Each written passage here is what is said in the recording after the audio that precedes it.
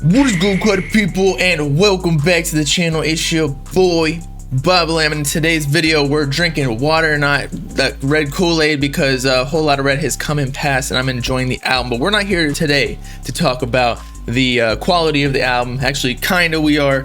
For a lot of people think that Playboi Carti's label is actually meddling in between all the songs with Whole Lot of Red and took off different tracks, features, producers who were supposed to be like the main people on the album, and now they only have like 2 tracks each. We're talking about Richie Souffle and Pierre Bourne, some of the biggest Carti producers that we know and the people we trust, basically. And so this is kind of a big deal, but I'm not sure if it's actually true. Just because there are rumors that Carti's having label issues does not mean that it actually happened. For a lot of people just like to make excuses as to why they, are sad with how the album came out, among many other reasons that we'll get into after the intro. So without further ado, Playboi Carti allegedly having label issues, screwing up Whole Lot of Red.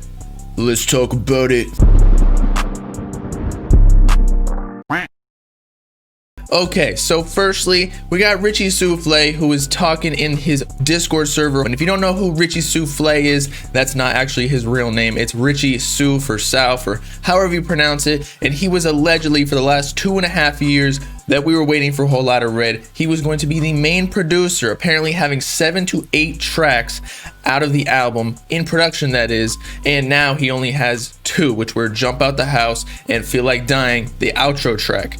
Now in these Discord messages, he actually implies that the label meddled a lot with Whole Lot of Red and took his songs off, probably others, and made a lot of last minute changes, and that's why the album came out how it did. He also claims that a lot of songs for Pierre Bourne, one of our favorite producers, and I know some of y'all like Pierre Bourne especially because he's created his own brand for himself and became his own artist with T-Lop 4 and in the works of T-Lop 5, but he was also taken off, and he even responded to Whole Lot of Red in a rather cryptic way, but we'll get into that afterwards. For Richie Souffle's messages in Discord explicitly stated, "No idea, bruh. Shit was supposed to just be me, P, aka Pierre Bourne, and Rourke, and a few of me and Art collabs." Talking about Art Dealer, who also produced a couple tracks. Next, Richie Souffle states, basically all of 2020 I was locked in, man. Everyone knows who fault it is. Talking about the label. Spoke to Carti a day before album dropped. It was all normal, all love. So yeah, let this be a lesson learned. Do not put all your eggs in one basket. Even if you do, high risk also comes with high consequences.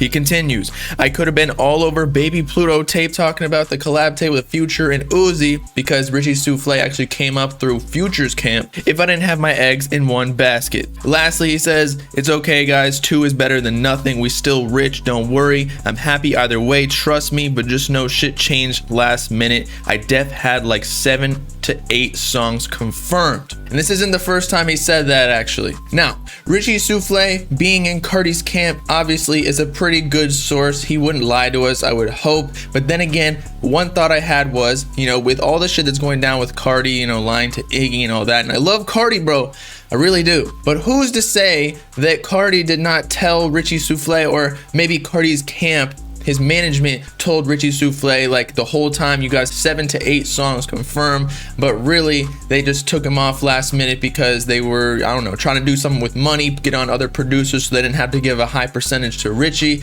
I have no idea what the industry Bolshevik entails, but I'm just saying, because Carti or his management told Richie something beforehand doesn't mean that it's actually true. They could be blaming it on the label so that it like keeps their ties cool and that Carti and Richie can still work, if that makes any sense. And I'm not blaming Carti either. I have no idea. I just don't want everybody to start jumping to conclusions all of a sudden blaming the label when they don't really know. And I don't know either. Richie might though, but I don't think he'll ever give us that much information. He might get blackballed in the industry if he does.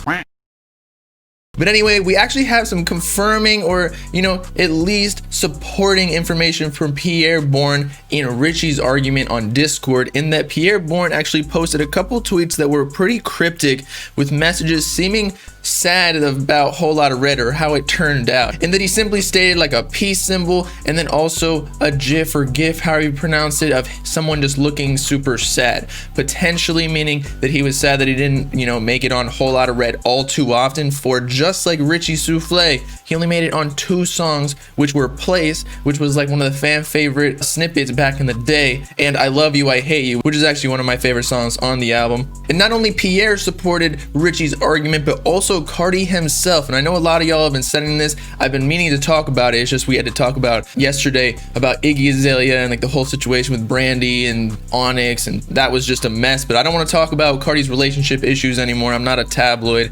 But Carti, in his song Punk Monk, he actually had a lot of bars. So this is probably what he was talking about in early 2020 in January on the Culture Kings interview, I believe, saying that he's got bars or whatever. Punk Monk was really the only song that he spit some bars, but he said some real shit about all the people that we associate Carti with, pretty much. But anyway, in a specific part of the lyrics on Punk Monk, Carti rapped, "I thought I had Pierre, but the label tricked me," which possibly hints that the label took Pierre's songs off somehow. I have no idea, because Pierre and Carti are still signed to the same label of Interscope. Maybe since Pierre's doing his own thing in Sauce House, not signed to Carti's label like Carti won in the first. I don't know what's going on, but I assume a lot of this comes down to money, as with most things in the music industry, right? But whatever happened, the label tricked him. He thought he had more Pierre songs on Whole Lotta Red, so I guess Playboi Carti doesn't have as much creative control as we previously thought in what songs go on Whole Lotta Red. Not to mention he rapped about other people like Uzi, Offset,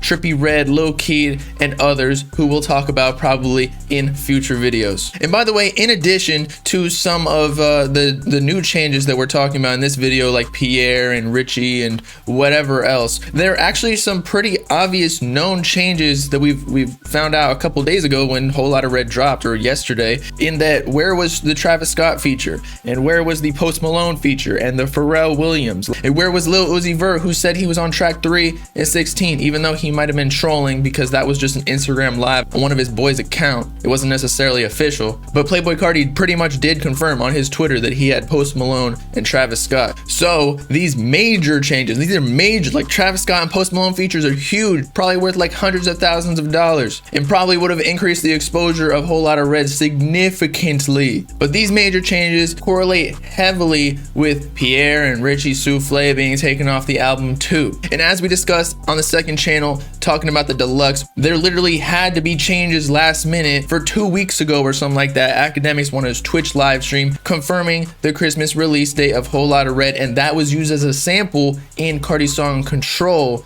And then Academics only like 2 days ago told us there was a big feature when he was talking about himself, so they might have even changed it up to the last minute of like 2 days ago, the day before the album. But anyway, to continue on to Richie Souffle, once again, he apparently in his Discord server posted his own version of the mix of Jump Out the House, which actually made it onto the album and he produced, proving that there were changes even on the songs that did make it onto the album, with the mixing and maybe taking hi-hats off or something. I don't know too much about production, but y'all can do with that information how you will.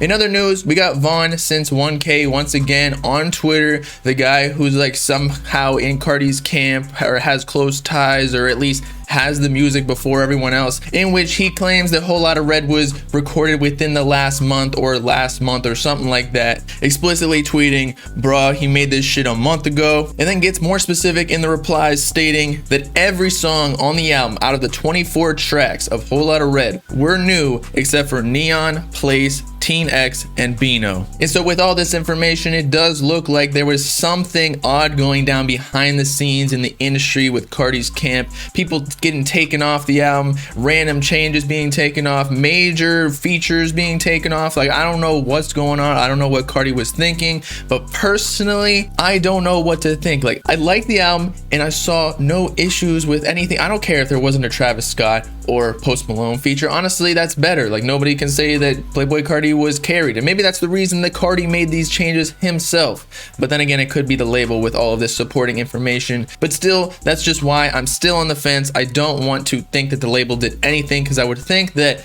the label doesn't care what Carti drops. He just built up so much hype for them and made so much money for them. But then labels get greedy, so there is an argument to be made on that end. And in all the Instagram lives of Carti playing music and listening to it, he seems to be pretty psyched out and happy with his music, even with the way it turned out, apparently, that he didn't want to make changes with. And something we haven't really talked about, but I tweeted it out this morning, is Kanye West executive produced the album. A dude known for literally changing his albums post-release. The Life of Pablo literally was changed like 6 times after the album release. So again, I think that these label issues that people keep talking about could just be an excuse for fans to blame something for their sadness about the album or not liking it, because it's an easy target. I'm not taking anything away from Richie or Pierre or Carti, because I have no idea, but I'm just saying I liked the album and I think Carti's happy with it from what I've seen. People did the same thing to Eternal Take. If you remember, Uzi literally drops all the songs that we wanted on Lil Uzi Vert vs. The World 2, and fans weren't even happy with that. They said the mixing was awful and they were blaming like Kaylee, even though she didn't do it,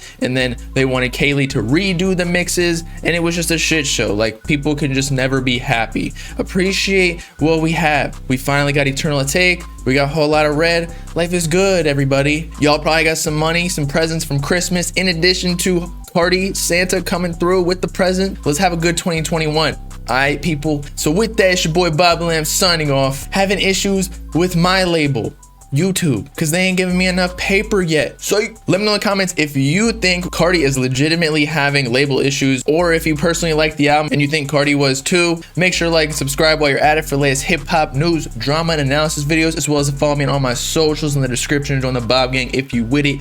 Peace out, Carti people. Know what I'm saying?